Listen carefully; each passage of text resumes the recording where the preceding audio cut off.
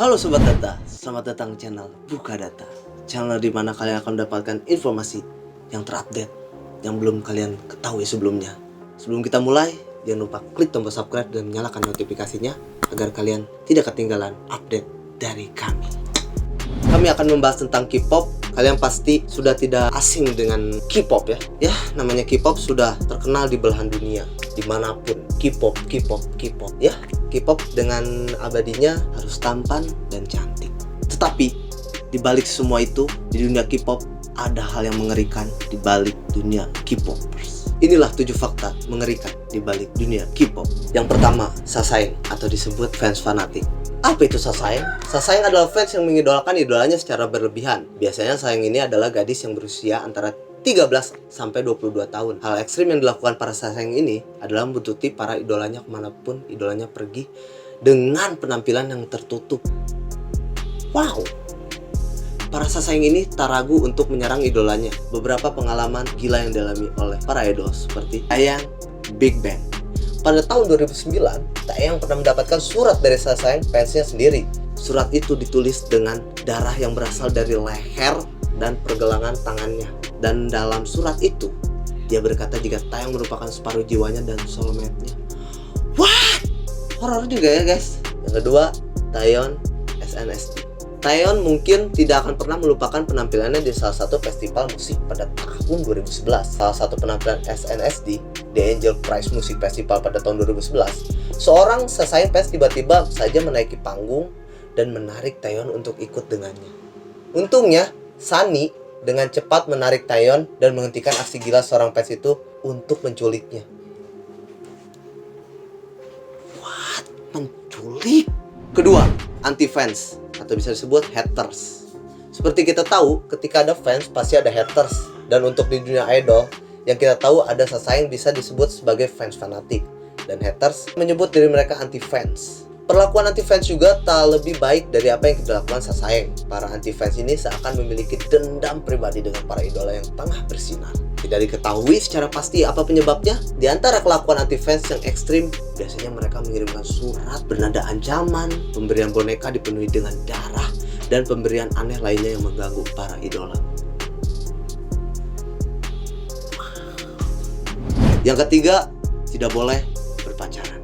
Yap, beberapa agensi hiburan di Korea menerapkan aturan ini, tetapi ada pula yang lolos dari kejaran media dan ada pula yang tertangkap kedapatan pacaran. Seperti Shen EXO mengumumkan kepada publik bahwa dirinya tengah berkencan dan akan segera menikah dalam waktu dekat. Tidak tanggung-tanggung, salah satu vokalis utama dari grup asuhan SM Entertainment bahkan membawa kabar bahagia yang menyatakan kalau calon istrinya saat ini tengah mengandung buah hatinya bersama Shen. Ketika berita ini muncul ke permukaan, bukannya disambut bahagia oleh para penggemar, berita ini justru menjadi bumerang untuk Shen.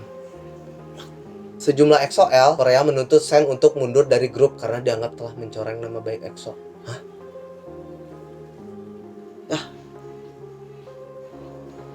Keempat, kontrak perbudakan. SM Entertainment, salah satu label musik Korea terbesar, telah memiliki serangkaian perlawanan hukum untuk kebijakan kontraknya. Pada tahun 2009, mantan anggota Super Junior, Han Gang, mengaku bahwa perusahaan memaksa dia untuk melakukan hal-hal yang tidak ia inginkan, di bawah ancaman denda jika ia tidak menaati perjanjian. Pada tahun yang sama, anggota JYJ yang telah menjadi bagian dari kelompok TVXQ mengklaim bahwa kontrak SM 13 tahun adalah kontrak hampir seumur hidup. Sementara keuntungan yang tidak adil didistribusikan dan mereka bekerja untuk batas fisik mereka dan hanya tidur 4 jam sehari. Mengerikan juga ya. Yang kelima, rasisme. Rasisme masih menjadi persoalan di negeri liberal sekelas Korea Selatan.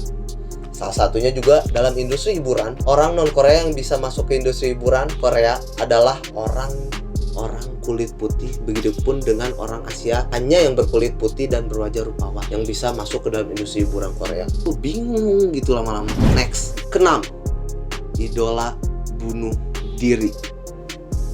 Pada tahun 2009, artis Korea bernama Jang Ja-yeon ditemukan tewas di apartemennya. Ia bunuh diri karena tak dapat melanjutkan pekerjaannya lagi. Dalam catatan harian beliau, Jang Ja-yeon mengatakan bahwa ia diharuskan melayani nafsu birahi tokoh-tokoh penting di negeri ginseng. Kalau beliau menolak, pihak agensi tak segan-segan akan mengancam membunuhnya. Bentar guys. Dulu gue cita-cita nih ya, pengen gitu ya jadi celebrate and the net gitu kan. Gue pengen jadi K-pop, tapi setelah mendengar kayak gini, gue gini aja deh, bikin video aja ya. Next, 7. Pelecehan seksual para trainer. Bagi banyak wanita muda di Korea, menjadi idola K-pop adalah mimpi. Tapi begitu mereka menandatangani kontrak dengan sebuah perusahaan hiburan, mereka menemukan ada lebih banyak untuk membayar daripada bekerja dan ketekunan. Tren perempuan perdagangan oleh broker dan diduga dibawa ke bar dan dipaksa untuk terlibat dalam pekerjaan seks. Bahkan ada dari mereka yang masih di bawah umur. Salah satu mantan tren mengaku dalam sebuah wawancara bahwa tarif untuk pertemuan dengan tren perempuan adalah $220, bahkan ada yang rela membayar sampai $900. Oke, itu dia fakta yang tersembunyi di balik dunia K-pop versi Buka Data. Jika kalian penasaran dengan info menarik lainnya, tinggalkan komentar di kolom komentar. Dan jangan lupa klik tombol subscribe, like, komen, dan share ke teman-teman kalian. Terima kasih sudah menonton. Bye.